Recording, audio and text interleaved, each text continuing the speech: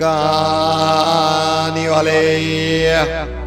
ये बात तकरीबन आज से 150 साल पुरानी है। मरोड़गंज नाम का एक राज्य हुआ करता था।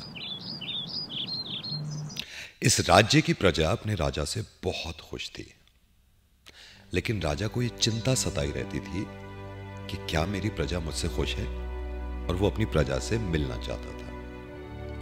परेशानी ये थी कि राजा दिन के उजाले में नहीं निकल सकता था, इसलिए उसने एक दिन हिम्मत करी और रात के अंधेरे में अपने घोड़े को लेकर निकल गया।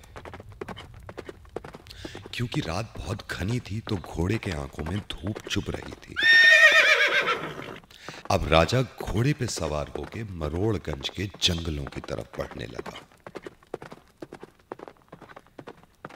बहुत दूर जाने पर राजा का घोड़ा थक गया, लेकिन राजा थका नहीं और हिम्मत नहीं हारी, इसलिए पैदल चलने लगा।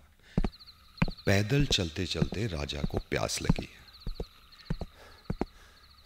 प्यास इतनी लगी कि राजा का गला सूख चुका था। राजा परेशान हो गया, राजा बेहाल हो गया। उसने जंगल के सारे कुएं देखे, लेकिन सारे कुएं सूख चुके थे।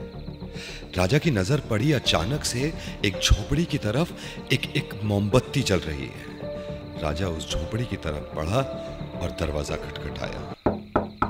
अचानक से एक आदमी बाहर आया और ये कहा राजा ने, मैं बहुत प्यास लग रही है, मैं बहुत प्यासा हूं, मुझे पानी पिलाओ। उस इंसान ने राजा की तरफ देखा और गर्दन हिला दी और कहा कि पानी हमारे पास नहीं है। अब राजा का गला और सूख रहा था। राजा मरने की कगार पे आ चुका था। राजा मर रहा था। राजा ने देखा ना कुआं है, ना तालाब है, ना नदी है, ना समंदर है, लेकिन मरता क्या ना करता। फौरन राजा ने जंगल के स्टारबक्स से एक कैपुचिनो कॉफी ऑर्डर करी, कैपुचिनो पी और घोड़े पे फिर से सवार हो गया। अब घोड़ा आगे आगे बढ़ता रहा। राजा की नजर पड़ी एक तालाब के पास बहुत सारे लोगों ने लाइन लगा रखी है। अब राजा परेशान हो गया कि मेरी प्रजा यहां लाइन क्यों लगा के बैठी है। राजा ने हिम्मत करी और उन लोगों की तरफ बढ़ता रहा। एक आदमी के कंधे पर हाथ रख के बोला, तुम क्यों इस लाइन में खड़े हुए हो? ये जवाब दे ही रहा था कि अचानक से जहां लाइन लगी हुई थी उस स्टोर का मालिक आया और बोला, मैं तो खुद कह रहा हूं आईफोन 14 अभी भी बुकिंग पे है, नहीं है। अब राजा निराश हो चुका था। राजा फिर से घोड़े पे बैठा और घने जंगलों की तरफ चल दिया। अचानक से राजा की नजर पड़ी तो राजा के सामने एक भालू खड़ा हुआ था। भालू खूंखार था, इतने बड़े बड़े दांत।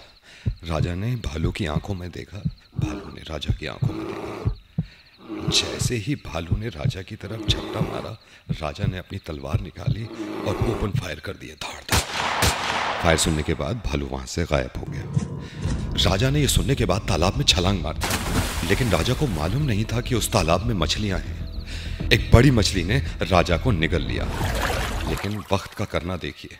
ओ कैलकाटा रेस्टोरेंट में एक परिवार साथ में बैठ के लंच कर रहा था। जो फिश ऑर्डर करी उस फिश को काटते ही बच्ची चिल्लाई, पापा राजा निकले। मछली के पेट में इतने से राजा कूद रहे थे, उछल रहे थे, सब बहुत खुश हो रहे थे। उस परिवार ने राजा की बहुत हेल्प करी और एक कैब बुक करके 700 साल पहले उस राजा को मरोड़गंज छोड़ कर आए। इस कहानी से हमें क्या शिक्षा मिलती है? इस कहानी से हमें यह शिक्षा मिलती है कि जब भी पॉलिसी लें, टर्म्स एंड कंडीशंस अच्छी तरह पढ़ लें। नमस्कार। और अब आपसे आज्ञा लेते हैं कहानी वाले।